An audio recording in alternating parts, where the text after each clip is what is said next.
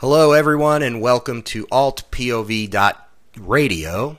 Tonight, our guest we're very excited to have her on. Her name is Melinda Leslie. Now, Melinda is a UFO abductee, and she has been very public with her extraterrestrial and covert ops human abduction experiences for the last 24 years. She has researched a military and intelligence agency involvement in UFO abduction cases. And these are also known as MILABs. Some of you might be familiar with MILABs, and we're going to talk about that tonight. And as a result of that, she has interviewed more than 100 abductees who have experienced harassment, surveillance, and re-abduction, among other things. Her primary focus is to assist abductees and document evidence that will help shed light on these mysterious and troubling experiences. And she's a busy lady. She's also the director of UFO Sighting Tours in Sedona, Arizona, beautiful Sedona, and has conducted nearly 300 tours using military Generation 3 night vision goggle equipment to much success. And she's going to talk about that later in the show too. Now, Melinda's research is featured in a book called Camouflage Through Limited Disclosure: Deconstructing a Cover-Up of the Extraterrestrial Presence by Randy Kopang. Melinda has lectured for numerous organizations including MUFON, the X Conference, the Bay Area UFO Expo, UFO Expo West, the International UFO Congress, the Whole Life Expo, and more. And she has also been a guest on numerous popular radio shows including Coast to Coast AM, and has appeared on several television shows. So welcome, Melinda. Thanks for joining us. Thank you so much for having me. No, we're really excited. This is a fascinating subject, and it's a subject that many people don't know as much about some of the other things. When it comes to MILABs, I think only a certain amount of people really know what that means or is. So, but let's start by talking about how you kind of got into this, how you kind of went down the rabbit hole about 25 years ago, correct? Sure, 25 years ago. It's kind of a long story, but I'll try to give you the Reader's Digest condensed version. And also, I noticed you mentioned Randy's book. Thank you, Randy Kopang's book, Camouflage Through Limited Disclosure. But I've actually been in 14 books, and I'm very excited that my most recent one is one that is just coming out. I mean, like, it's in final prints and whatever right now, by Yvonne Smith. And it's Yvonne focusing, I haven't even seen the final version or anything, so I believe she's focusing on 10 to 14 of her cases. So I have like a whole chapter in the book because I'm a case that Yvonne Smith has worked with. And she started with looking at this group abduction experience that happened and all the people involved, and then how she worked with each of those people individually over the years. So it's both an overall case study and looking at that specific group abduction that many of us were involved in. So anyways, I'm really proud to be a part of that. Unfortunately, I'd say the name right now, but I don't know the final title. I know it's something about Coronado, like Coronado Incident, or the Coronado event or something. It's something like that, and I don't know the exact. Something like that. But if people look up Yvonne Smith, they'll find it. And Yvonne's going to be on the show coming up soon, so we'll be able to talk. Perfect. We'll talk more about that in detail, and that's a fascinating story. When you talk story. to her, yeah, exactly. When you talk to her, you can say that Melinda mentioned that she's in the book as a chapter, and it'll just be kind of a nice tie-in for your listeners. Yeah, absolutely. No, that's perfect. Okay, well, let's get back to what you asked me, which was, how did I get involved in this? People watching don't know you, and I kind of went through this already, and I swear I'm going to give a much shorter version than I did. So, a friend of mine was listening to a radio program right when the Bob Lazar story was breaking. She wasn't listening for that reason. She was listening because she has an interest in Native American things. And they were talking about that on the show. It was called Billy Goodman's The Happening, being broadcast out of Las Vegas. And this was July of 1989. And all of a sudden they switched to having John Lear on, famous UFO researcher. And John Lear knew Gene Huff, who was a real estate agent and friend of Lazar's, who had helped, I believe, Lear either buy or sell a house. I can't remember exactly. But Huff had said, you know, I'm talking to this guy. You really need to meet him. He's claims that he's working out there, that he's working on reverse engineered craft out at Area 51 and Area S4 in Nevada. And so Lear met him. And then when Lear met him, he said, I need some evidence for this. So Lazar said, I can take you out and show you the test flights as proof that what I'm talking about is true. So they went out and saw these test flights of UFOs or reverse engineered craft out at 51. Well, Lear went on the Happening radio program and talked about it. That's how my friend started to hear this one night. Now, in the midst of this going on, the radio program had such interest from the viewers because of these test flights going out there on regularly out there, that they said, okay, we're going to run a bus and see if people want to go. And they said, we'll meet up in this particular, you know, parking lot in a hotel at Las Vegas, and we'll take whoever's interested. Well, they had so many people signing up. They ended up renting 2 buses, filled both of them, and then they announced it on the air that anyone who wants to join us. Well, my friend, her name was Terry, her and I had taken camping trips. I was living in Southern California at the time, and we would come camping out here to Sedona. We'd go to Yosemite. We'd go other things. And so she said, let's go do this. It's been over a year since we've taken a trip. We keep talking about taking one. Let's go do this. So we left Southern California, 5-hour drive out to Vegas, another 2.5 hours out to Area 51. And we had amazing sightings. It was so unbelievable. Prior to that, I didn't really have an interest in the UFO subject. We had many sightings that night. They were quite incredible, things that were dropping out of the clouds. There was a cloud coverage of about 10,000 feet, like as if it was going to rain the next day. It didn't rain that night, but these clouds were, you know, covering the sky. These objects would drop out of the clouds, go like a falling leaf pattern down to the ground behind the hill range, and we were up at what is now known as the Black Mailbox on Highway 375, which has been renamed the Extraterrestrial Highway. And so we were up there, and it's now not a black mailbox, it's white, but it's the Medlin Ranch, a cattle ranch there, and that's his mailbox at the end of a long dirt road heading towards his ranch. But it's at a high place where you can almost see over the hill range. You know, you can't really see the runways and whatnot at 51, but you're looking right over that area. And so anyways, we had amazing sightings. We were so excited. We ended up going back 2 weeks later and about a month after that. So roughly in about a 10-week period, we had taken 3 trips from Southern California out to the middle of the Nevada desert to have sightings every time and have remarkable sightings. And having those sightings was a major instant, you know, paradigm change for me, a total belief system change. I went, okay, UFOs exist. They defy physics. They defy gravity. They're flying in and out of a known, very top secret military base. And there were black helicopters up in the air at the time. There were white Bronco Jeeps with whack-a-nut security patrolling the area while this was going on. And we're like, okay, these guys are acting as if nothing's wrong, so obviously they're involved, you know. And if any of this is stuff we've built, we have anti-gravity craft-defying physics. So we were having multiple sightings, and I had all these belief systems shift overnight, that they exist, that they defy, you know, physics, defy gravity, that there's a government cover-up, that the government's involved and complacent. I mean, and it was a lot to take on all at once.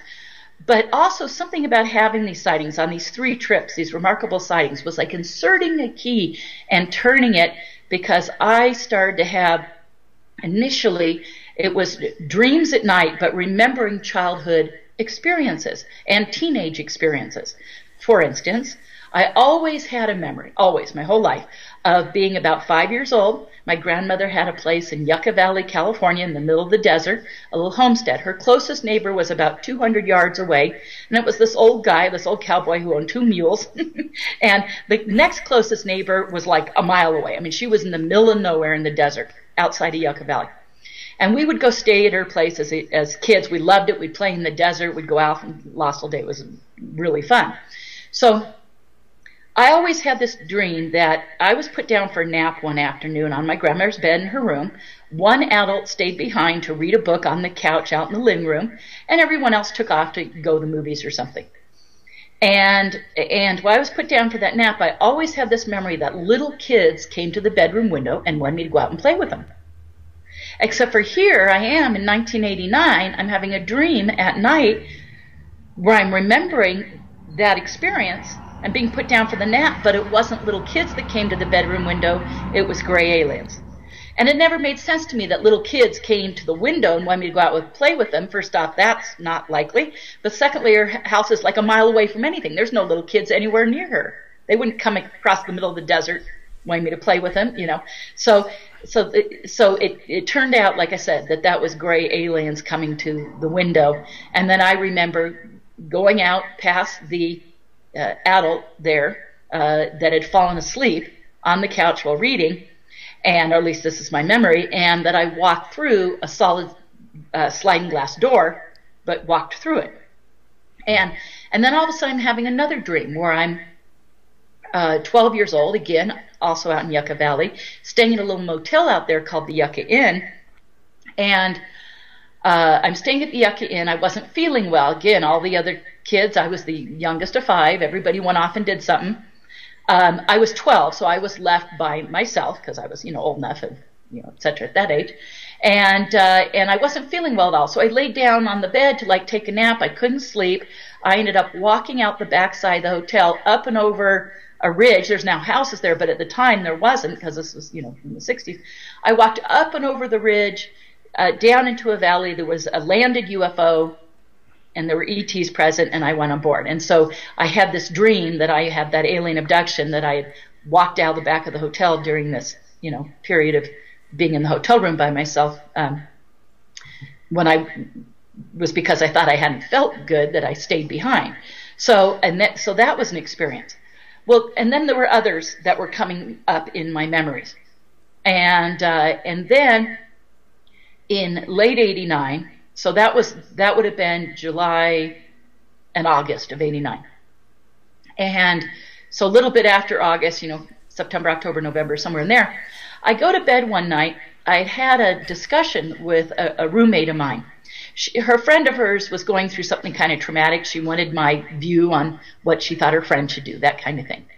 And I was helping her with that, and then I went to bed. I was an office manager at the time. I had to get up early the next morning and go to work as an office manager. I sat my alarm next to me on the bed.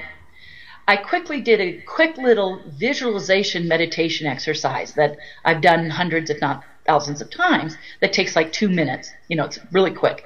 So I did that little exercise to just kind of calm myself, so I'd be able to sleep good after this kind of heated discussion that we had. And I knew I'd set my alarm. I thought I have exactly 7 hours till my alarm goes off. So I want to fall asleep right away so I can get 7 hours of sleep. and I sat on my bed, and I reached to turn out the light after doing this little meditation, and 2.5 hours had gone by. And there was no way I was sitting on my bed for 2.5 hours. So I realized at that point I'd had missing time. And I said, okay, what have you done for 2.5 hours?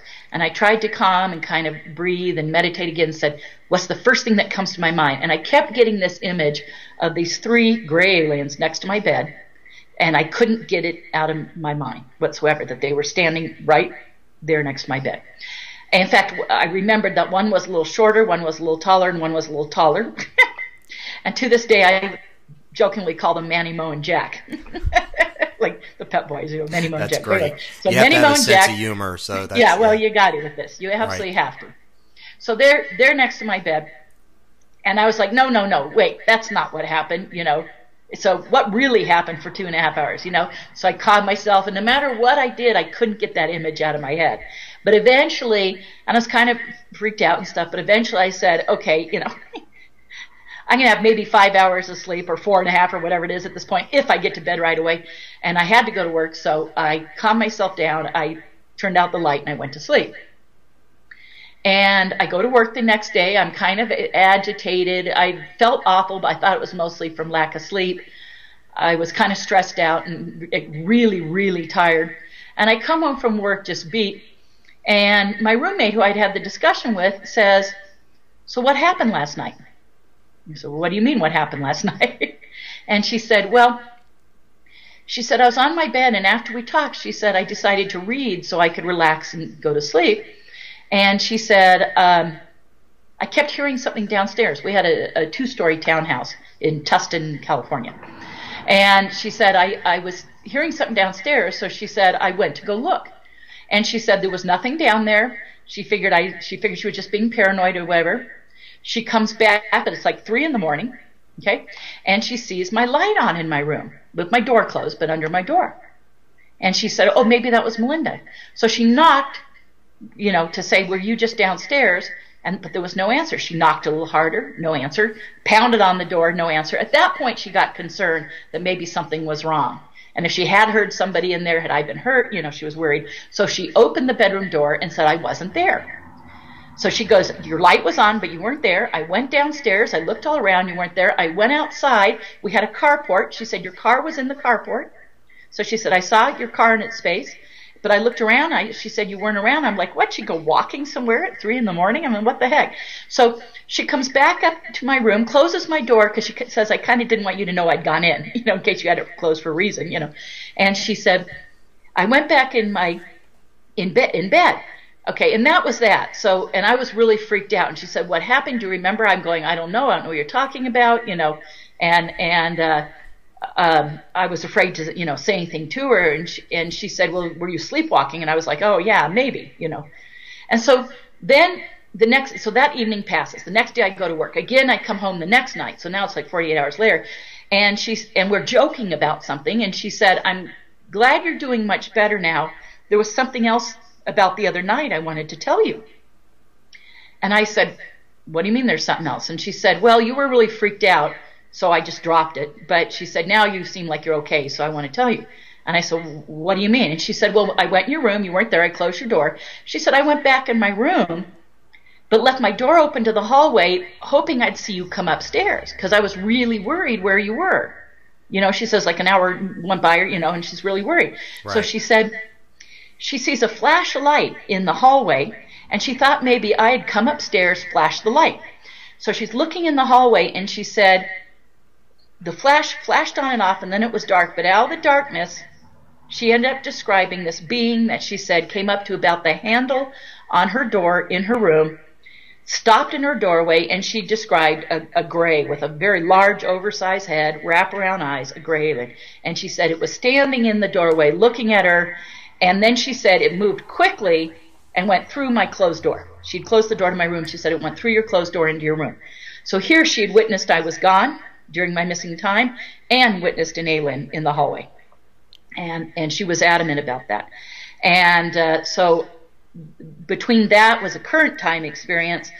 Then I had an experience one night where I had some dreams and some agitation. I got up the next morning. I had bruises on both ankles that matching bruises on both, like it almost looked like restraints or something on both ankles. I was having memories and stuff. I'd met some researchers out in those 3 trips at Area 51. Some researchers that to this day I remain friends with. And one of them said, there's this abductee by the name of Leisha Davidson that's coming and talking in Costa Mesa. Why don't you come hear her? And I went and heard her lecture, and when I'm hearing her lecture, I felt like it was someone describing my own experiences. We all go out to a Denny's afterwards. I sit with her, and I'm like, I think I might be having stuff happen. And she started asking me, and I was telling her things that I remembered, and she says, oh, you're an abductee. And I go, no, I'm not. And she goes, yeah, you are. You just told me all about abduction.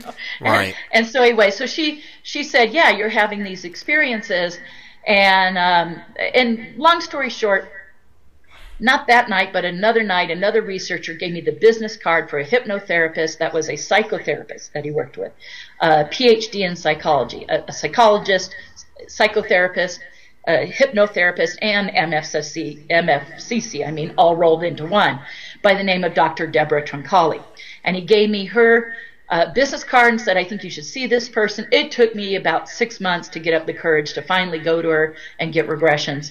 But I did. And I went to her saying, I need help. I'm going through something. I don't know what's happening to me. And she said, well, let's see if we can get to the bottom of it. And I wasn't certain even then that I was having experiences, but she regressed me, and certainly, memories came up.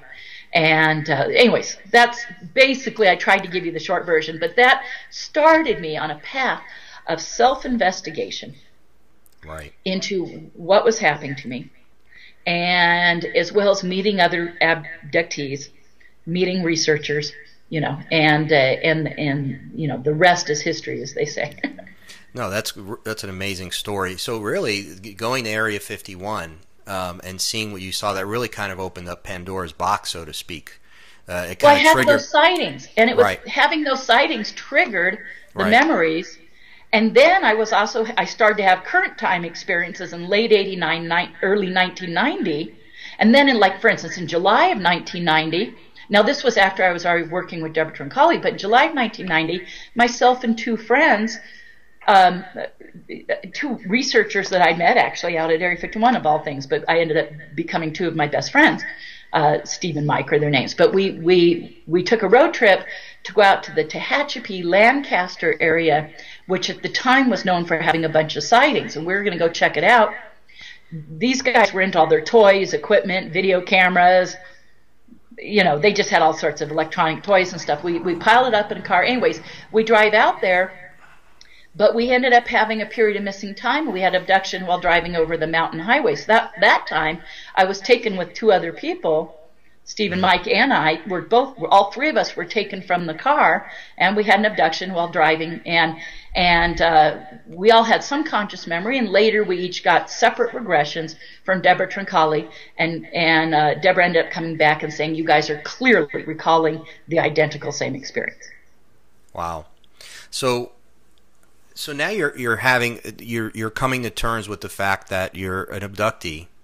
Mm-hmm. When does, and this is where it gets tricky, and this is we'll get into this a lot here, but when do the military abductions begin, if you can even determine that? And how did you find out about the fact that not only are there alien abductions, but that in many cases people who are abducted by aliens are also abducted by military or elements of the military or whatever? How did that come about? How did you figure that out? Sure. Well, at some point, and I'm not exactly sure when, but some point in late 89, early 90, I realized I was having maybe some low-grade harassment surveillance. There was a possible black helicopter incident, that kind of thing. And so I was realizing, and then some weird things happening on the phone. So I thought, it seems like I'm having some kind of surveillance and harassment. So at first I think I noticed that. But then there were two things that really kicked that off for me. Well, actually, I should explain that it really didn't kick off till 1993, when I had a military abduction experience I was certain of. But it turned out that experience that I had with Mike and Steve. Now, some people listening to this might go, wait a second, this sounds familiar. Well, yes, I recently was on the Travel Channel, and on my website is the video for the Travel Channel. It was a show called UFOs Crashed My Vacation, and they did 6 different stories on people who had experiences while traveling, but they did the experience of Steve and Mike and myself, and it was a big deal for me because it was the first time Mike and Steve had ever gone public at all and backed up the experience, and we're on the show as well talking about what had happened to us. And so that's huge for me to have the two guys involved in the experience with me also be public. I mean, it's just huge, and I'm so grateful to them. But going back to what I was saying is, of course, when the Travel Channel did it, it was just purely the alien part. We didn't include this other part. We specifically agreed we're going to leave this out. Not only me and the Travel Channel, but me and the two guys as well. But what we had recalled is, I had recalled consciously that there was a man in military uniform on board the craft in the background, like he was monitoring what was going on. And Deborah Troncalli said in the regressions that the guys had remembered him being there too. and or at least one of the guys. One of the guys and me both recalled seeing this man in the background on the craft and wondering why he was there. And he wasn't there like another abductee. He was there like officially. He was actually standing in a military pose, like parade rest, and he was in uniform, and it was like he was monitoring what was going on. And that was, I didn't know what to make of that, but Mike and I both remembered it in regression. So, and Deborah said we were very clear and very puzzled as to why he was there. But we were also very clear in the experience. It seemed to be not another abductee, but, you know, purposeful to us being there. Well, then, and I kind of let that go until 1993, which was either July or August. I think August.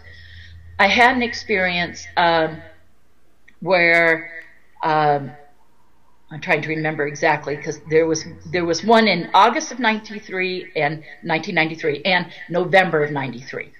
And the August and November experiences, I was taken from I had a studio apartment at the time. I was taken from my apartment by military guys in camouflage, drugged and removed, and in both cases taken to an underground base. One of those experiences was specifically to be interrogated about technology, alien technology, and the other one, in fact, the first one, so now I remember, the first one was the August one as opposed to the November one. The August one, I was taken to an underground base and specifically had a medical procedure done on me. Now, I don't mind saying this now. For years, I was hesitant to get into any detail. Mm-hmm. Years after that event, I spoke, because I speak at conferences and MUFONs and stuff, you know, radio, TV, whatever. I was, and by the way, I want people watching this to say it was never like, oh, I'm going to go public. I was encouraged by other researchers, big time. A friend of mine was putting on a lecture series in LA, and I would go up there. She took over one that used to be run, that was Penny Harper, and she took over a lecture series that was used to be run called UFOrum by Bill Hamilton, well-known UFO researcher. And she took over UFOrum from Bill Hamilton, started putting on events. I would go up. A couple of times I talked to her and some other people there and about experiences. She was having a panel of experiencers. She said, I want you to be on the panel. I said, oh, no, I don't, I'm not ready to do that. She said, come on, I really want you to do this. She twisted my arm, got me to do the panel. A couple months later, she had another panel, because it went over well. She had another panel, wanted me to be on it, and asked me to do this other panel. Then a guy who had a little lecture series in Long Beach at the time was there, came up to me and said, I have speakers come speak for me in Long Beach. Will you come share your experience? And I did. And when I went and did that, a major producer of a conference was there, and he said, I'm putting on this conference, I want you to come talk. So it was just like one thing after another. It wasn't like, oh, I'm going to go public. Each time someone had to twist my arm, and initially. But I don't want, sometimes we talk about this, and you've talked about this a lot, and a lot of years have gone by since certain experiences, and yes. I don't want the audience to get the wrong impression. This was not a walk in the park for you. No. I mean, this was horrifying at the time when these things are happening, correct? Oh, yeah, no, it was extremely traumatic. I'm very fortunate that I've never been significantly harmed in my experiences. And like all abductees who've had alien and covert ops, everyone says, and I've worked with, now I'm a researcher of the covert-ops MILAB, which, by the way, for people watching or listening, MILAB just means military abduction. It's an acronym being MIL for military and AB for abduction. That's all.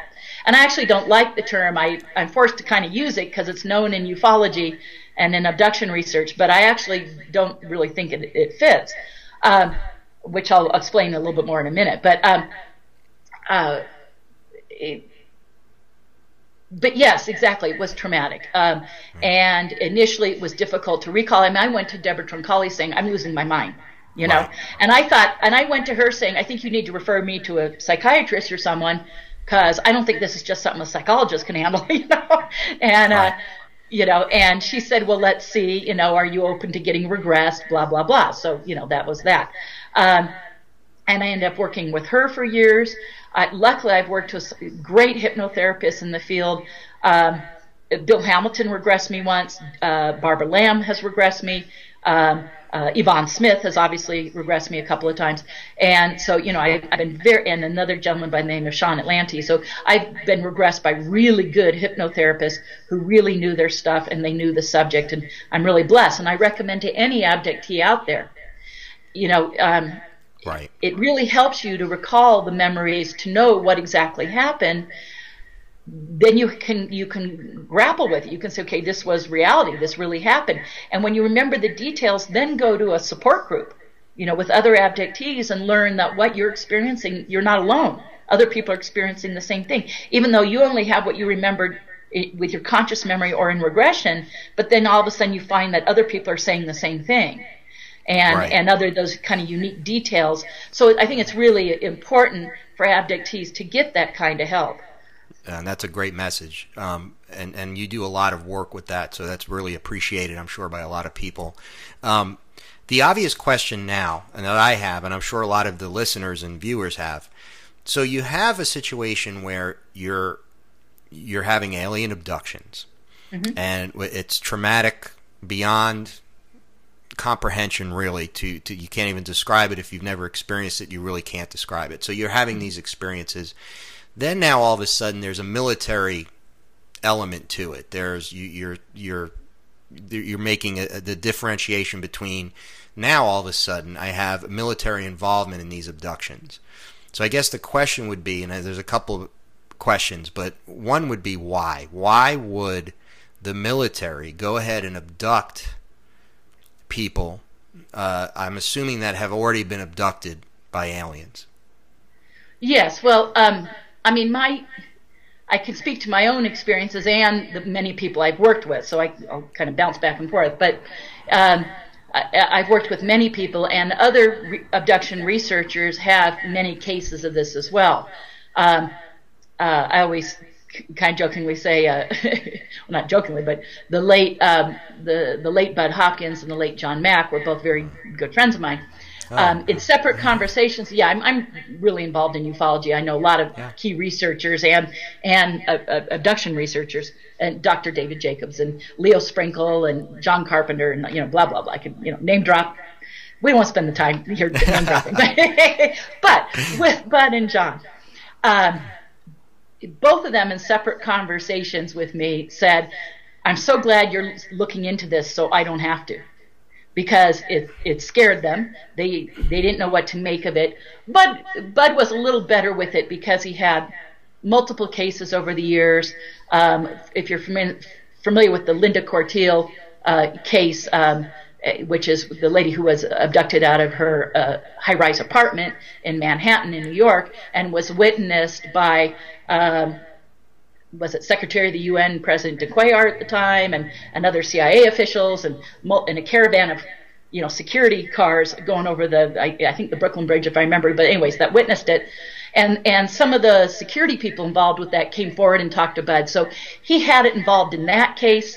He had it involved in other cases. Now, in that case, it was mostly because they just happened to witness it. But he was not unfamiliar with having to deal with this aspect. And John, to some degree, too. John at one point sat me down and at that time said he had 12 cases of it, with people having the re-abduction. And he this is John Mack sitting next to me on a couch saying, "Melinda, what do I tell these people?" And I said, "What do you tell your other cases?" And he said, "Well, I tell them, they're not crazy. It's okay. You can get through it. You survived." I said, "Exactly." So that's exactly what you tell them. Well, because I said, you got to just handle it like it's the alien abductions. Right, because it's an added element on something that's already so profound and complex, and then you have this. Not that it strains credulity, because it doesn't, because objectively it makes sense. And I know we're going to go into now, because I know you were probably getting to that. But as far as like the why of it, why would they do that? And I think it makes sense it makes sense. There are reasons why they would. But yeah, you're right. And I think even, if you're a researcher like John Mack, and he did all this research, and I think that it was like, well, now you're adding that other thing onto it, and you're adding that. We're constantly, there's these other elements to this phenomena that when you add it on, sometimes it becomes overwhelming, and sometimes you can't do it all as a researcher. It's like, well, you know what? I'm going to focus on this, because if I get into that, someone else is going to have to do that. Well, I just think because it's true too in all of. I'm sorry. No, go ahead. I'm sorry. It's true, and sorry about that. Yeah, no, it's okay. It's true. It's true in all of ufology and in abduction research. Everyone becomes specialists because the whole subject is so complex, so layered. There's so many different avenues. It goes so beyond sightings, and abductions go so beyond the initial alien, experience, that you're right. People become, specialists. And now I'm known as the, covert-ops MILAB lady, because right. Mostly by default, I'm the last man standing, right. In the sense that Carla Turner was doing it, and Dr. Carla Turner, and she passed away, and Helmut Lammer pulled out of the field for professional reasons and dropped doing it, so now I'm kind of left as the person who's talking about this. Luckily, I'm not alone, by any means, but and more abductees are sharing their experiences. But you were asking about the why. Right. Well, it's one thing is to understand what actually happens, kind of just a brief overview for the people who aren't familiar with this. It starts off with like low-grade harassment surveillance, having your computer tampered with, having your mail tampered with. Before computers were as big and used as they are now, early cases of this, people were saying their mail was being tampered with, having things happen on your phone, and it's more than just the little. Of course, it's the pops and clicks and feeling like somebody else has come on the line during your conversation, but it's also receiving threatening and warning phone calls.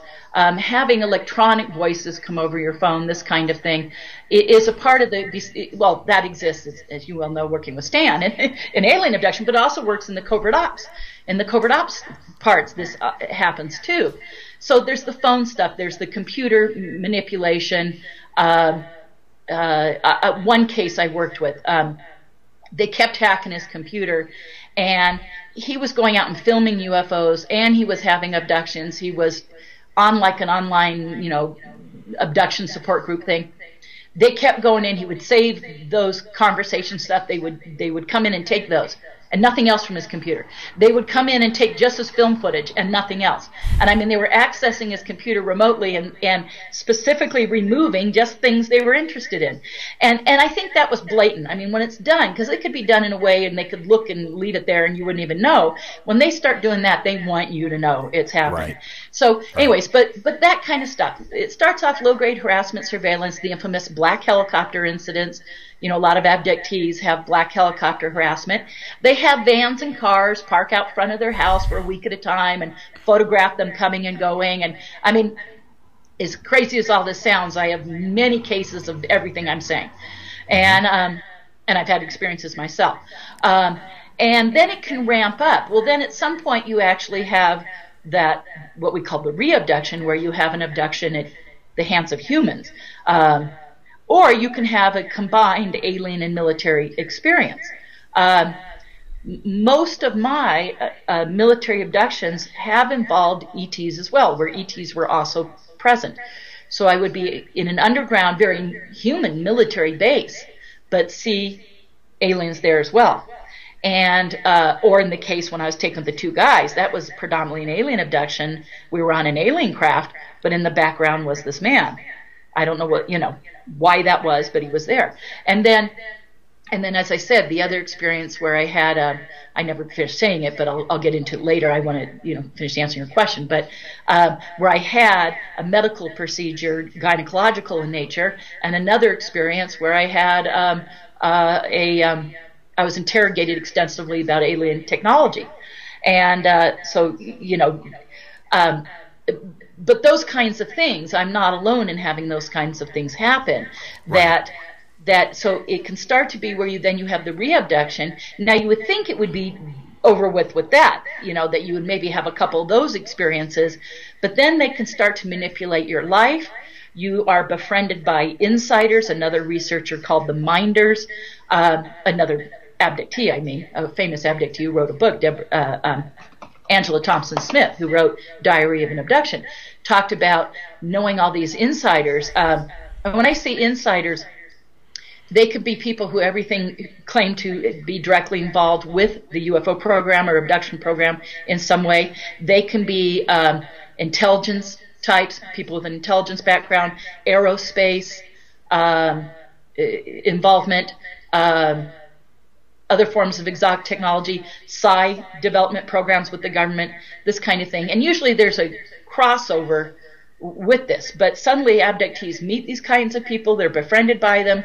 Sometimes these people clearly warn them, you know, don't talk about this or else, you know, it's direct warnings and threats. And sometimes it's very helpful. Sometimes it seems that these people are providing you information and helping you, but to any abductee who knows these guys, I would say, you know, it's a two-way street. They might be helping you, but your information's also back-channeling the other way, and they are minding you. I mean, how better to keep tabs on you than to be your friend, and you have their trust, and you say more to them. I've had a couple of these guys in my life. Some of them are some very good friendships, so I'm not convinced it's a bad thing by any means. But I've also been full out threatened and warned by somebody, so you know, so it can go both ways. Okay. And sometimes they really get into manipulating your life, you know. And then the other thing is, we can get into this later. I know I told you about this before the interview, which is some abductees get so much activity going on, not only the life manipulation, but then they can be recruited into programs and for instance. There's abductees who join the military, just like anybody would join the military. So, you know, you just happen to be someone in the military who's an abductee. Those people get really targeted often for activity. They're kind of a sitting target, you know. You don't have to go through a lot to get That's them. You already have low-hanging them, fruit, you know? yeah. You know? Right. And so it's convenient, you know. You don't have to abduct them. You just say, here, you know. You walk them over from this building to this building, you know. But there's these military on military cases. So people in the military have had alien abductions. Some of those people then get the covert ops involvement while in the military. Some of those people then get recruited into programs and things. They can get recruited into technology development programs. They can get recruited into psi being psychic development programs. They can get recruited into communication with the ET programs. Two people who come up to mind right away when I say about being recruited to communicate and work with ETs. One is Dan Sherman, who wrote the book Above Black. Right. Had a background of being an abductee, joins the military, gets recruited into a program where he sits at a computer and communicates with ETs via a computer. I think he actually had some one-on-one interface in there too, if I remember correctly. Another one was Dan Burrish. Same kind of story. Gets recruited into being directly involved. So, and then some of these people get recruited. Think who's perpetrating the MILABs, right? Who's perpetrating the covert abductions and the harassment and stuff? Well, some of these people get recruited into those programs, and then they become a perpetrator of it. Right. You know, right. And I know one individual. Well, I know of, off the top of my head, at least 3 of these guys. You do? That got recruited into then being involved in participating. One of them very reluctantly. One of them says he's heavily drugged and under hypnosis, and often doesn't remember. Sometimes remembers afterwards, often doesn't. But it's seemingly somewhat against his will, or he's not thrilled about the idea. Although he feels when he's been in these, he's tried to help the abductees, so he feels he's directly been involved in helping the abductees. This is the guy I was just talking to recently. And then I know of another guy that does it with full knowledge, is proud of it, and well, he's a real, well, I'll just say asshole. Yeah, no, you know, if he's proud of it, he's got to be. Yeah, I mean, and he's known as a real jerk. But and you know, and so I know of at least 3, and if I sat down and thought about it over the years, I'd probably come up with a list of about 3, 4, 5, 6, 7, 8 people, let's say, that I know of or have worked with that have been involved as a perpetrator, is to some degree or another. And then some people just get involved in, like I said, those ET communication roles, and psi roles where they're used as a psychic, that kind of thing.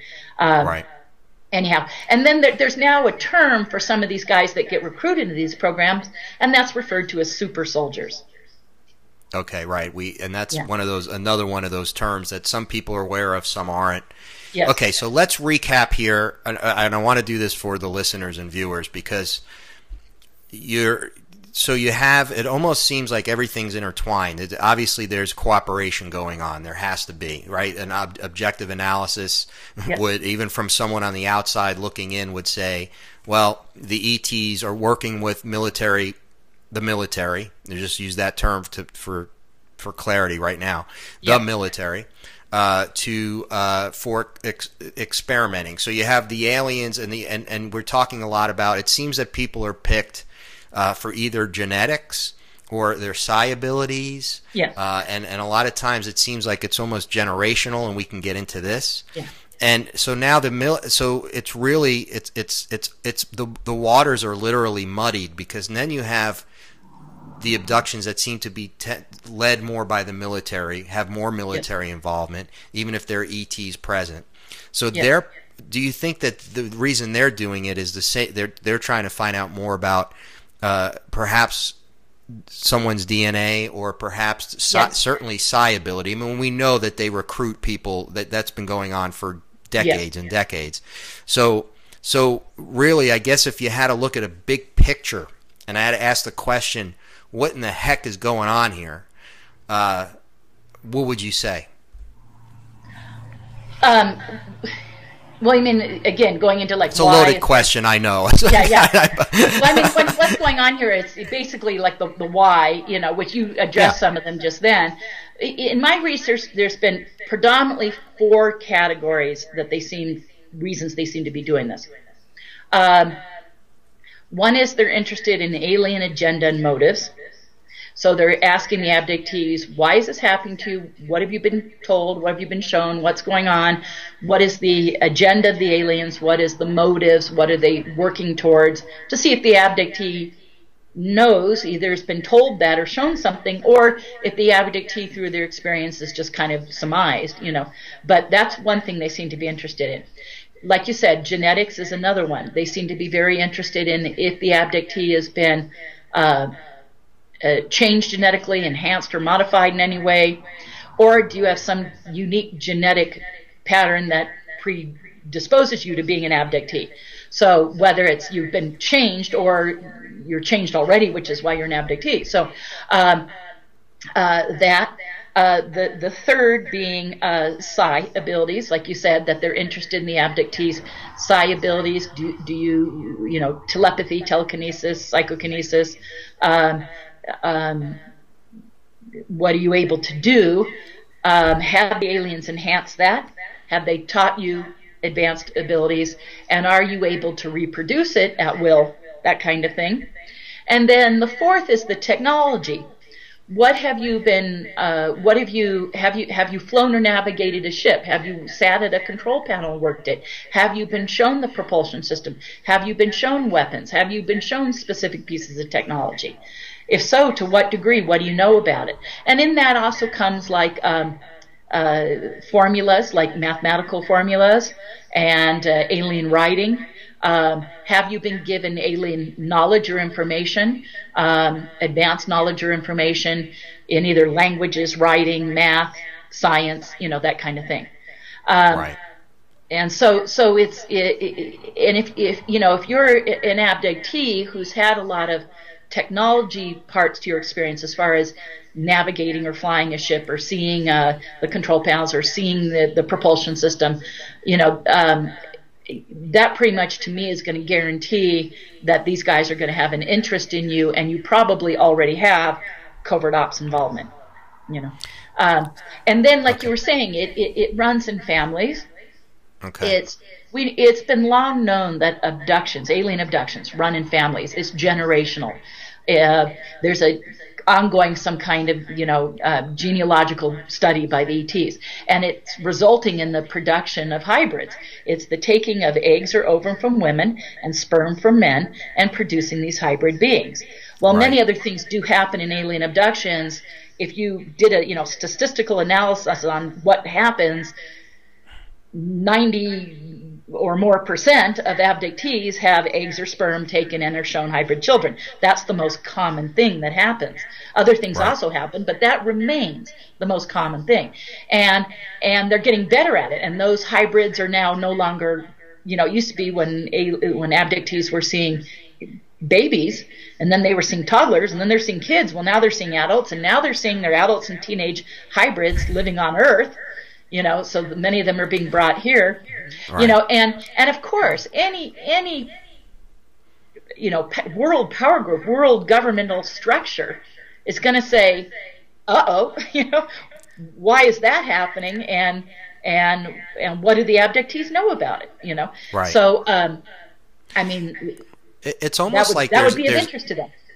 Well, and it's almost like there's an agreement.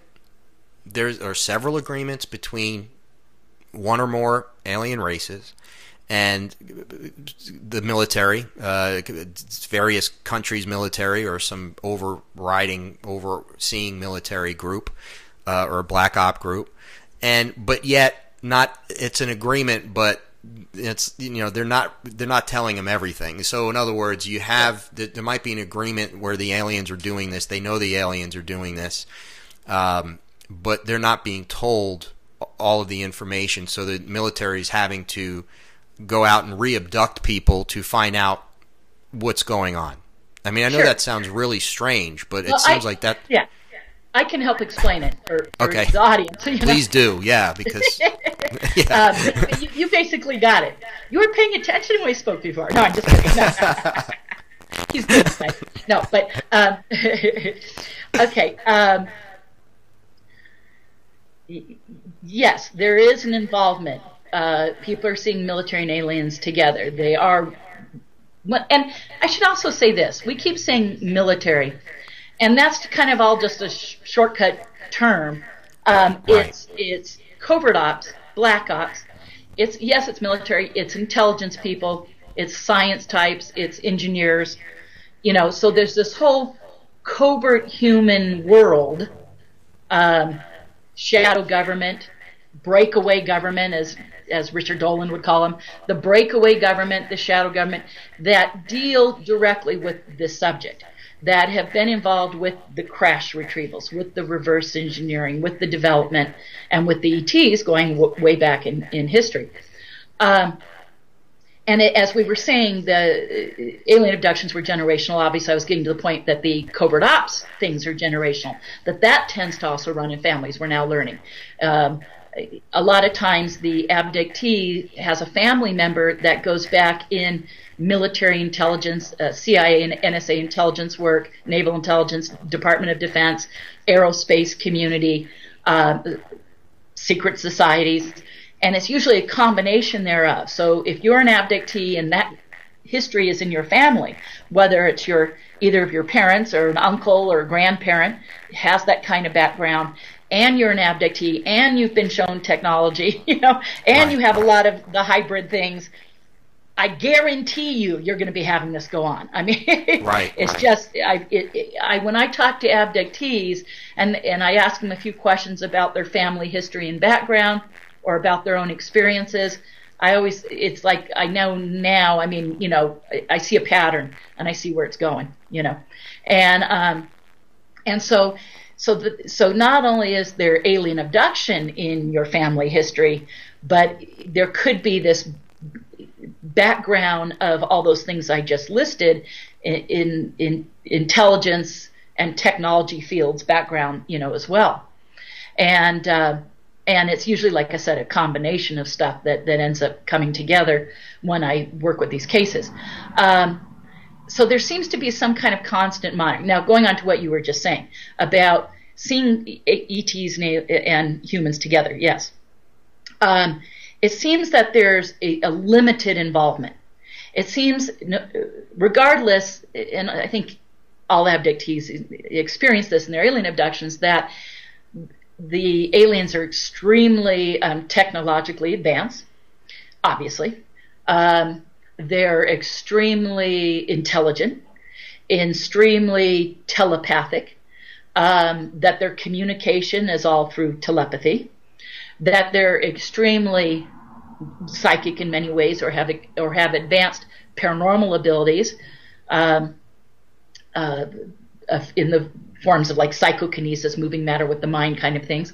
Most abductees realize that that's how their technology functions, that you can't fly or navigate a ship or know anything about its propulsion unless you have a certain amount of psi ability, because there's an interface directly with both the mental part of the brain and the psychic part of the brain as well.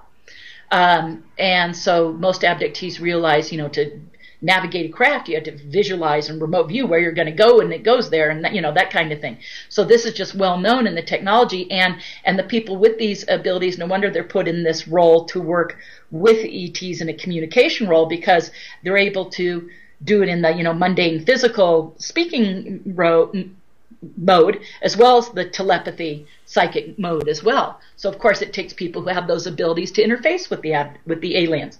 So, but going back to what you were saying is yes, there is there's an interaction, and without a doubt, those covert human groups that are involved with the technology and with ETs directly, they know a lot about this, but I think it's limited. The ETs have the upper hand. They're more intelligent, they're more psychic, they're more technologically advanced. I think they have the upper hand. I think the government's constantly trying to play catch up, to catch up to them, to meet them on a level playing field, or at least partially level, so that there can be communication, so that there can be open exchange of information, and for protection. So, how do you defend yourself from aliens? Well, you got to have stuff that can defend their technology or equivalent technology, so.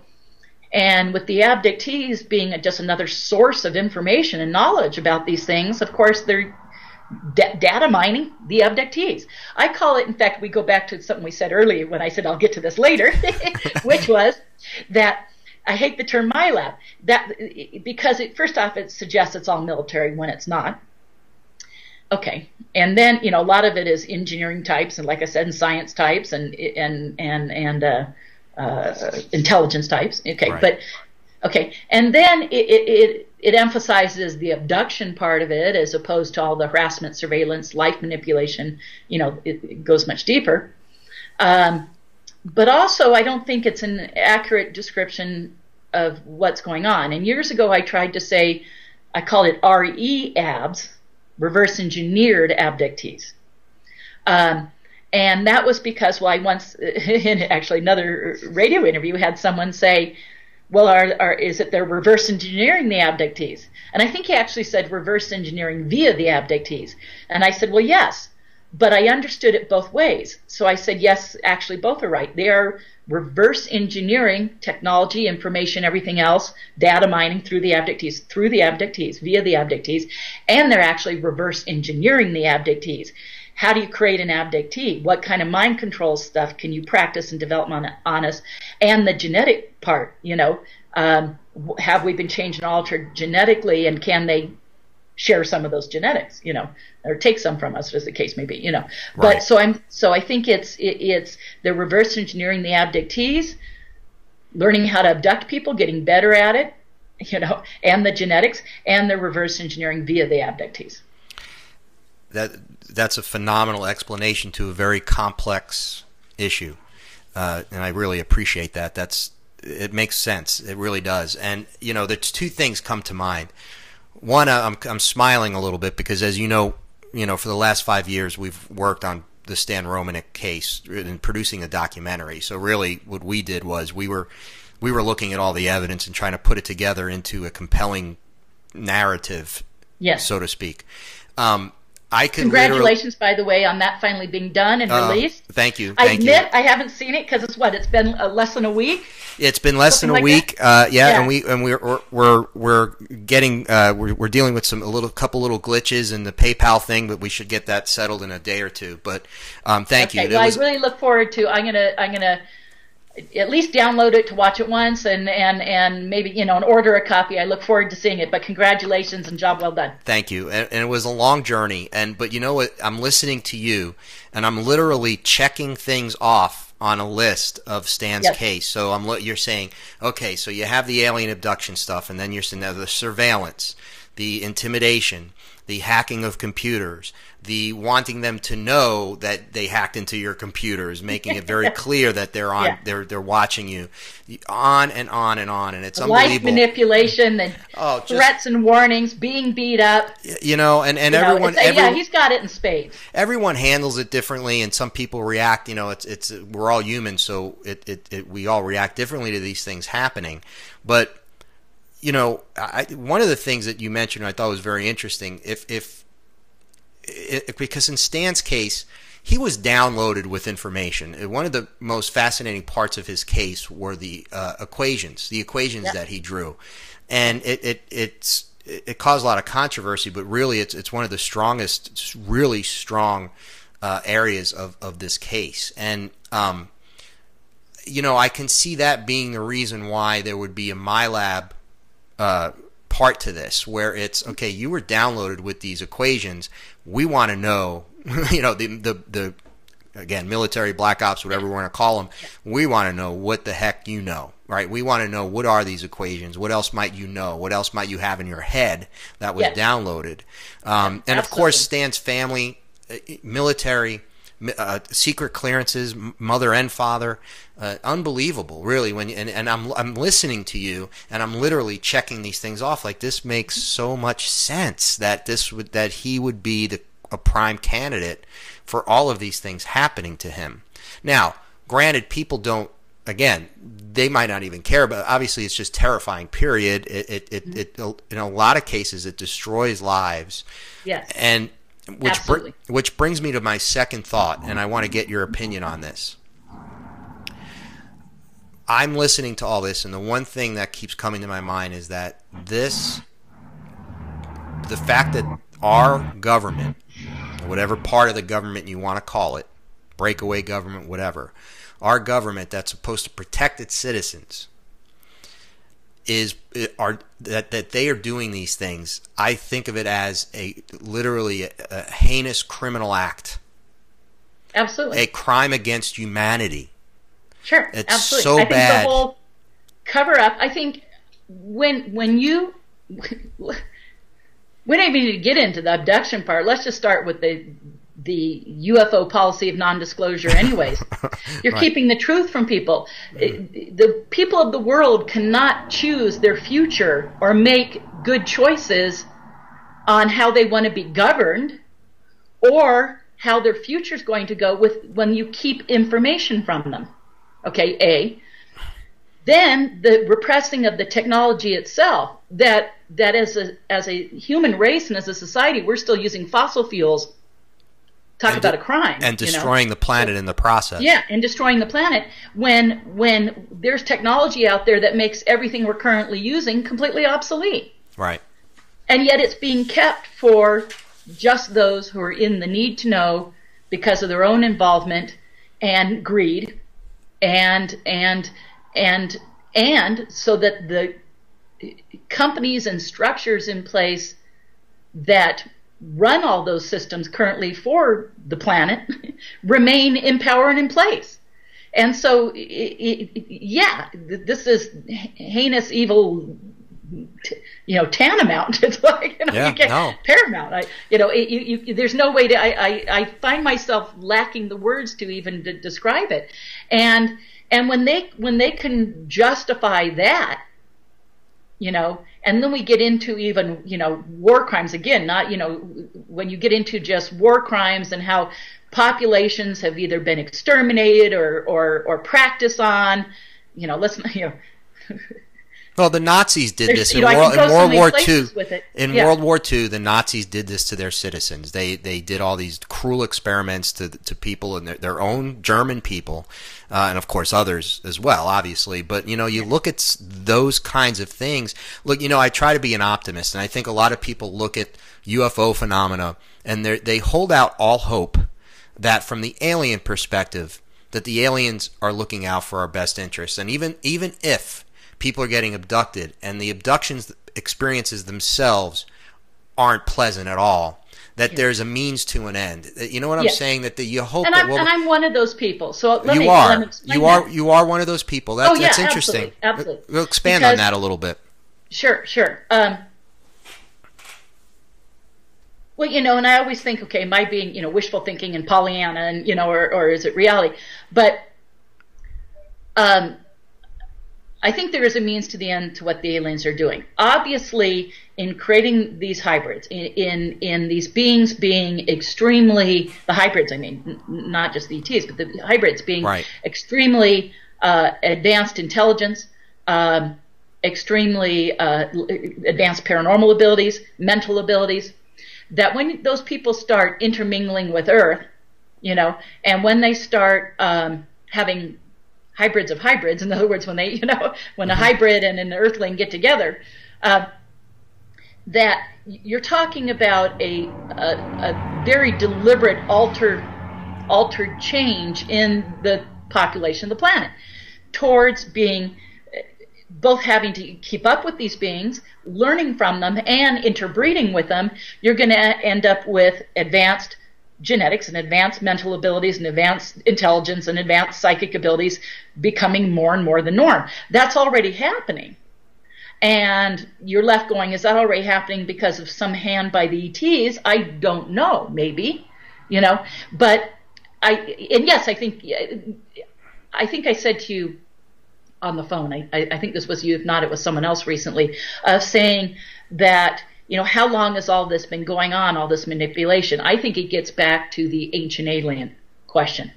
And not to tie in because there's a popular TV show or anything. I'm just saying that I think there's good evidence, and it's certainly borne out in that TV show, that there is good evidence going back that there's been constant manipulation by ETs of the human race since the beginning of time. And some of our religions and cultural values and things may come from them. But at the very least, that there was an introduction of advanced technologies and capabilities to ancient cultures. And I don't think that's ever stopped. And so when you look at it in a grander historical view, you're left with the alien abduction just being the current phase of, and alien abductions aren't really new. I mean, when it starts going back 2, 3, 4, and sometimes 5 generations in families, you can clearly look at it at least 100-year history, Right. So, and I think it's always been there. I just think the knowledge of it is becoming more prevalent. It's like people say, is there an increase in UFO sightings? No, I think the knowledge of it and people looking, I think it's always been there. I just think people are looking more, paying attention more. The media is paying more attention. I think the same thing with the abduction subject. So, but if there's always been this constant manipulation going back in time to kind of push us along, to help us develop in technology for the planet, to help us develop in consciousness, and maybe there's, not to get too cheesy, but you think of the old, Star Trek prime directive kind of thing, of a hands-off kind of policy where they're interfacing with the powers that be to implement change, but there's an agreement to do it at that level, because the powers that be say, hey, if we tell them everything at once, they're going to freak out. They're going to start shooting you, and they will. I mean, I have a little UFO research center at the Center for New Age, and I have people come back daily, and I'm getting a good pulse of what John Q. Public thinks of this subject. It still scares people.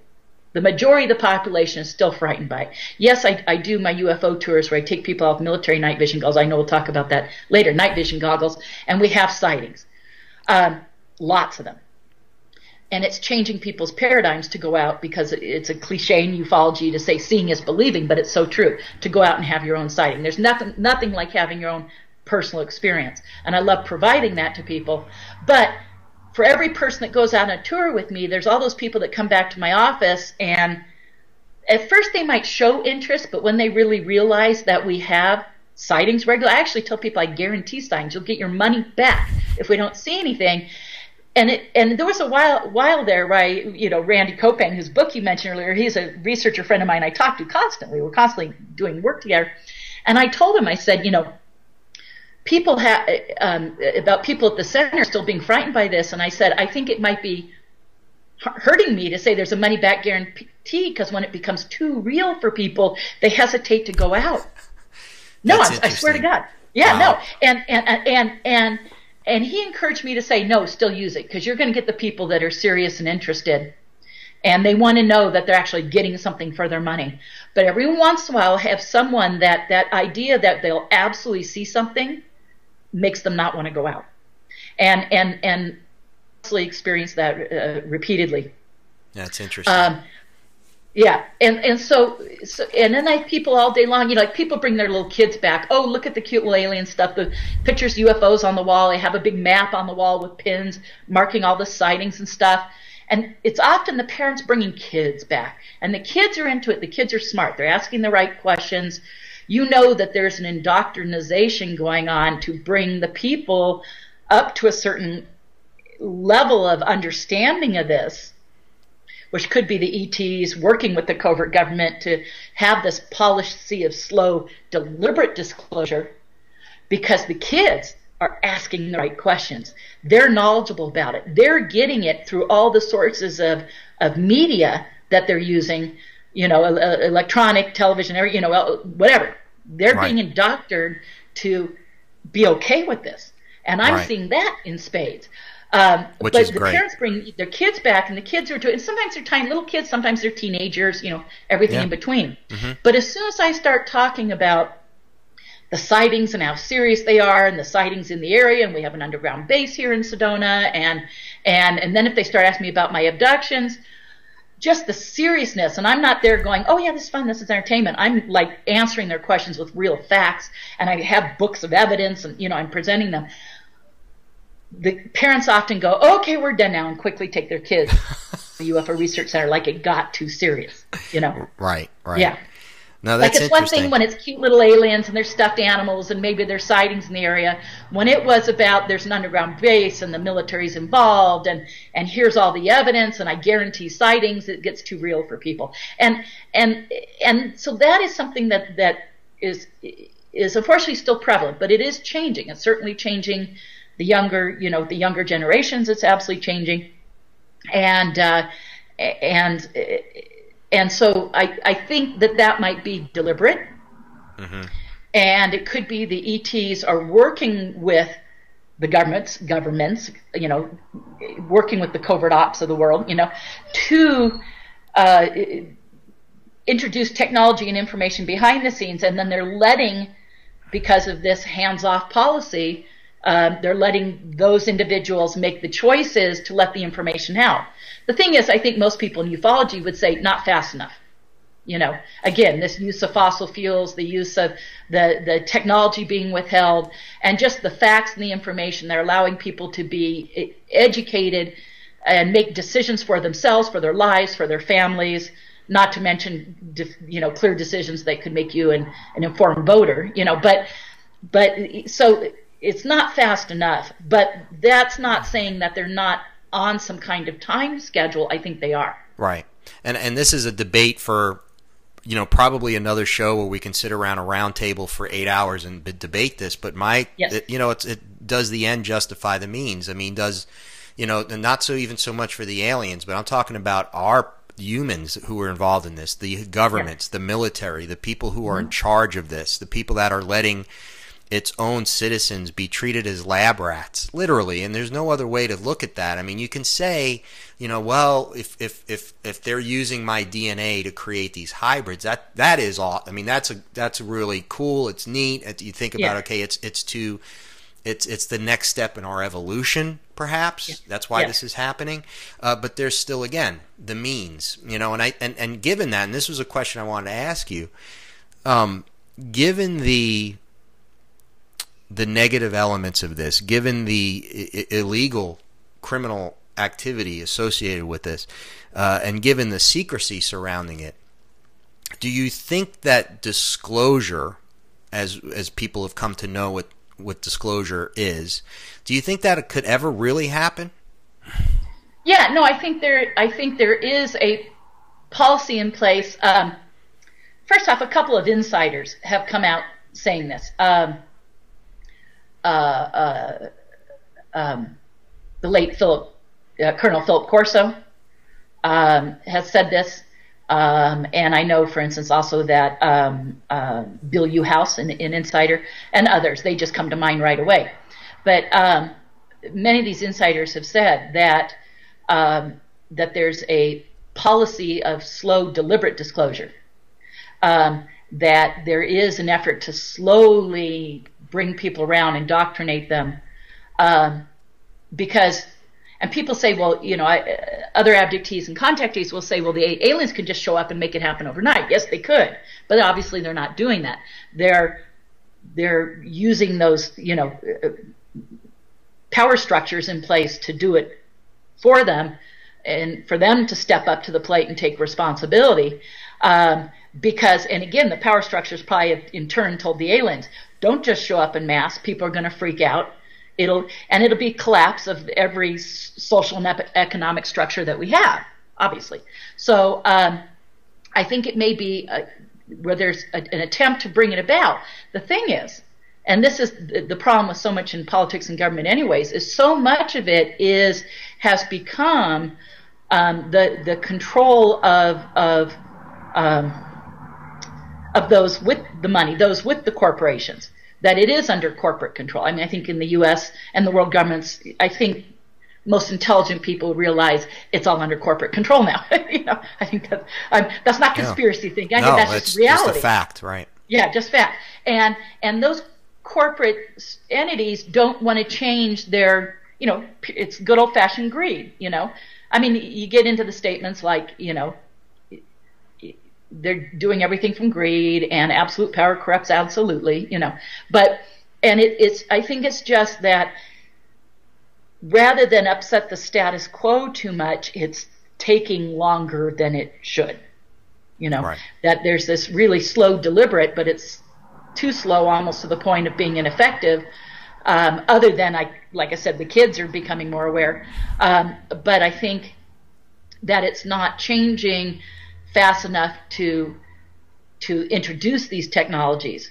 I mean, that was Colonel Corso's whole thing, is we were introducing these technologies, trickling them out. Whether whatever you feel about his case, I think there's some legitimacy there to a bunch of it. Oh yeah. And the man is a highly credible person. But but that kind of thing where I think it's being slowly introduced, just too slow.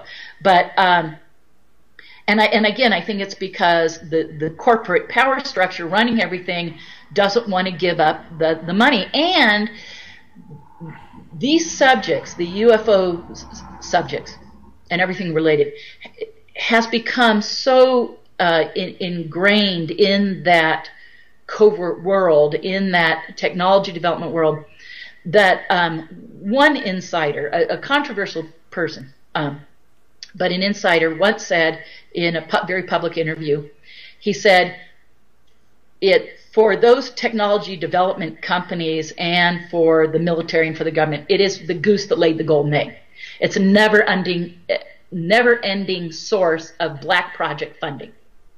And that structure has become so ingrained with these multi-billion and even trillion-dollar underground bases that are whole cities doing development and technology and weaponry, and that no one wants to lose their goose that laid the golden egg. No one wants to lose that financial basis that they've justified by keeping it secret, Right. And so I think it's self-perpetuating now. But I would like to think, yes, I am totally for disclosure. I certainly hope it'll happen soon. I think the disclosure movement encourages insiders with personal knowledge to come out and say what they know. And I think eventually you're going to reach critical mass, and the scales are going to tip, and the public will demand the facts and the information. So people like you and I, we have to educate people so that the public becomes educated and they start demanding to be informed. Right. And that's a good segue, because I wanted to ask you, what is your motivation to do what you do now, as far as the research and the education? Oh, hang on, the Skype froze up. Oh, I'm sorry. Okay. What is your motivation now to as far as why you're doing what you're doing? You know, with the research and the education and everything else. Well, it's twofold. On one part, it's I admit it's my therapy. It's my way of doing something about it. Educating others and talking about it and meeting other abductees who've been through the same experiences is all very therapeutic. So I admit that, you know, that's a big portion of it. And then, like I was just saying, to educate people, certainly a big part of it is so other abductees know they're not alone. Whatever you're having happen in the alien abduction part, it's probably happening to other people. Everything that happens in these alien abduction scenarios happens in percentages. So not all abductees have all parts, but certain ones have this, and certain ones have this, and certain ones have this, and you can meet other abductees who've had the same kind of things or very similar things to you. So to help the abductees know they're not alone, to have to help the other abductees have a voice, you know. And then, of course, that's alien abductees, and then that's even that much more so with the covert-ops MILAB re-abductees, is saying, you know, again, you're not alone. You're not the only one having this happen. This happens to other people. There's reasons why. To me, it's the ultimate evidence and form in support of alien abduction. If alien abductions weren't real, why would there be all this covert interest in the abductees and all the money and time and energy spent on them, and including the control of their life, and you know, and whether it's that they want you to play along or be involved in something, or you're saying something beyond what they're wanting released. So then comes the intimidation of, no, don't talk about that, you know. Some of the insiders that have come out said we're allowed to talk about some things and not others. Corso held back on things that he knew. That he knew they know that's the thing that's too far. That's the thing I've been asked not to talk about. Billy Uhouse again, and many. I mean, I could go on and on about the insiders, but you know, they say what they can and they hold back on the rest. And whether that's because, you know, they've been told you go there, we'll kill your family. You know, right? Because some of them do get told that. Abductees have been told that. Don't talk about this, or you know, or we're going to hurt your kids. You know, and that's absolutely happened. And so I think what I'm saying is I understand why and how this is all going on. Doesn't mean I agree with it, but yes, I ultimately believe that the ETs are and have been here all along to help us to grow, to shift us in consciousness.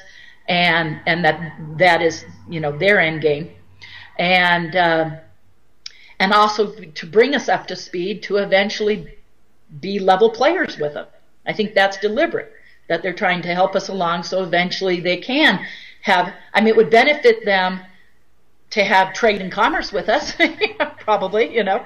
So it could be a long program to eventually get to that point. I'm just saying, I don't know. You know, I hate it when anyone puts things on the ETs that match our way of thinking, because maybe they don't think the same way. Obviously, with all their psi and paranormal abilities, there's a whole greater kind of spiritual understanding there that would come with those abilities that is beyond our common understanding here on Earth. Right. You know, and plus so scientific. Right. Yeah. No, I was going to say, plus there's a scientific understanding that and an agenda that's so far beyond ours. That, you know, again, with the DNA manipulation and the you know, producing hybrid races, and you know, obviously they have their reasons for that as well. But and that could be too. I mean, and you know, people always say, Are we dying off and it's to upgrade us so we don't die off? Is it that they're dying off and they need our genetics so they keep living? I can't rule that out. Or is it about creating these beings and bringing them here because an integration of those beings into our society would help further us along? So, and I don't know. I don't know which of those answer, or maybe it's all the above. Right. It's fascinating. And thank you for your insight, because it's remarkable. Oh, thank you. I've been in this game a long time. No, yeah, no, and it's obvious that you have. It's great. Tell us about your tours, the UFO sightings tours. I want to we're gonna kind of finish this off here soon. But I do want you to tell people about this amazing thing, because I think, and if anyone goes out to Sedona, they need to do this, because it's a special area, as a lot of people know Sedona is. But tell them about what you're doing out there. Well, I take people out with military night vision goggles to have UFO sightings. The name of my business is UFO Sighting Tours. And I've now taken out 300 tours, actually 299, because like who's counting, right? 299 tours technically. And in 299 tours, only once did I have clients feel they didn't have a sighting. All the other times my clients have felt they've had sightings. Sometimes that's been 2, 3, 4, 5. Sometimes that's been 32, 35, Lately, we've been averaging from from January till now. So I want to say, January to May or June, let's say January, June, we've been averaging 10 to 20 or maybe even 15 to 25 sightings on each tour. And these are true unknowns. I educate everyone when I take them out on planes, satellites, and shooting stars. So, planes have acquisition lights. They blink. It's real obvious. Shooting stars have a tail. They burn out. They go very quick. They're pretty obvious. Satellites are on fixed trajectories. They go straight across the sky really slow from horizon to horizon. Satellites aren't suddenly going to stop, turn, change direction, zigzag, make an arcing turn, fly in groups of 2 or 3 or 4 together, shoot off into space really fast, like I said, zigzag, take off at an angle. And these are all the things that we see happen all the time. That's incredible. And do you attribute some of that to, well, obviously the technology you're using, but also Sedona? I mean, it's a special place. Yeah. Well, northern Arizona has always been a hot spot for sightings. Here in Sedona and the surrounding area, going back for thousands of years, the Native Americans said they had regular contact with the star people as part of their whole cultural understanding and belief structure. And so there's a historical evidence that suggests that there's been this ongoing activity, and it's always been a hot spot. Sedona in particular has always been a hot spot for sightings. Like I said, with my little UFO research center in my office, I have people come back and say, we shot this video today, or we took this photo yesterday, last time we were here, and they're constantly showing me these things. So people are photographing, videotaping, and having sightings of UFOs here all the time. I moved to Sedona just over 3 years ago. In those 3 years, I've had 3 daytime structured craft sightings. Structured craft means something where you see a shape and structure. Interesting. On our tours, now we usually are seeing lights at high altitude on my tours, but on the tours, on 7 out of the 299 tours, we've seen structured craft on 7 of them. The rest of the times we're seeing lights at high altitude, and there was just a light that's too far away to make out a shape. But still, when something stops, turns, changes direction, shoots off at an angle, does a 90-degree angle turn, or flies 2 or 3 in unison at the same time, you've got unknowns. Oh, that's really cool. And where can people find out more about this? I do this through the Center for the New Age, and that's a large metaphysical store here in Sedona. Oh, real quick, let me come right back to that. But you had asked me, why Sedona? And I said it's always been a hot spot, but the leading theory as to why Sedona is a hot spot is we have these vortex locations, these increased electromagnetic fields, these spiraling energy fields here in Sedona. And there could be a bunch of reasons geologically why that is. And it's also on the World Energy Grid map for one of the places on the planet that has the most amount of ley lines or energy lines crossing.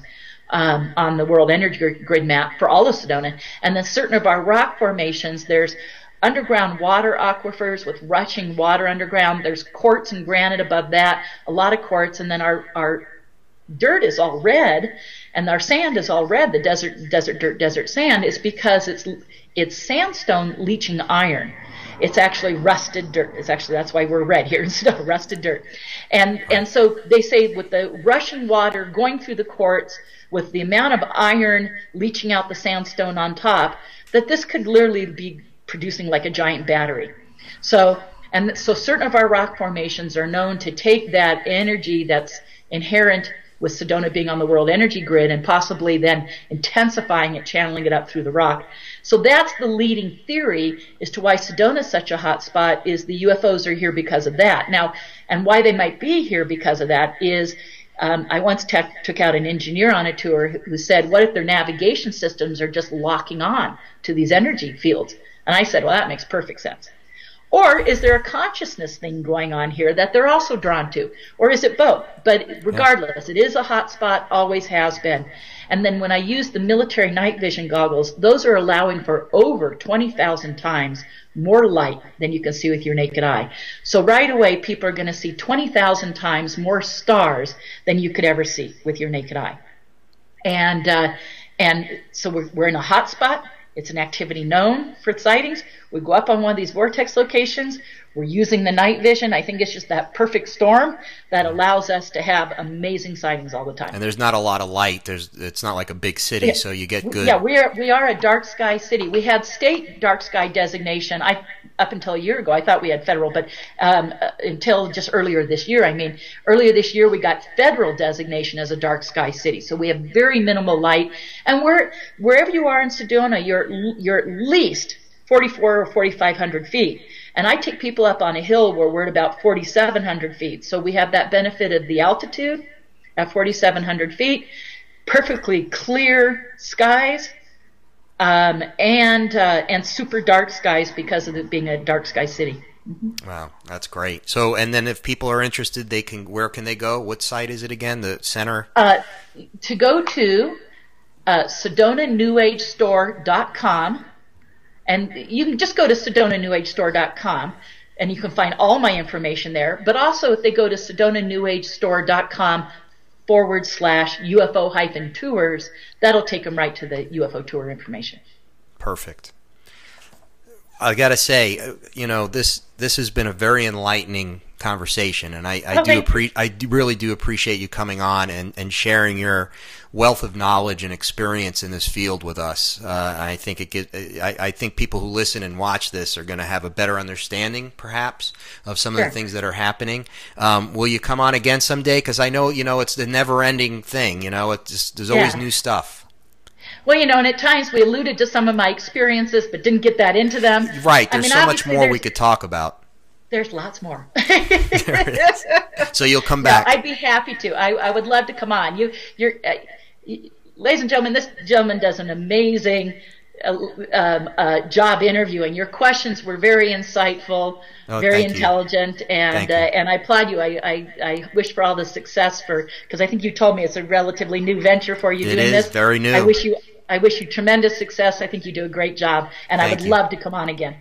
Good. Well, we'll look forward to that. Thank you. So, Melinda, thank you again. And just so everyone knows, this will be uploaded tomorrow, Friday, by 8 p.m. Eastern Time. You'll be able to both watch it and also listen to it as an MP3. And again, we'll look forward to having Melinda back soon. Melinda, thank you. And I will say this. I love Sedona, and when I'm out there, I'm going on your tour. You can bet on that. Absolutely. I'm excited about that. Thank you. We'll have lots of sightings. And everybody, watch Extraordinary, the Stan Romanek story. Oh, thank you. We appreciate that. Thanks. Sure, you're very welcome. Take care, Melinda. Thank you. All right, bye-bye.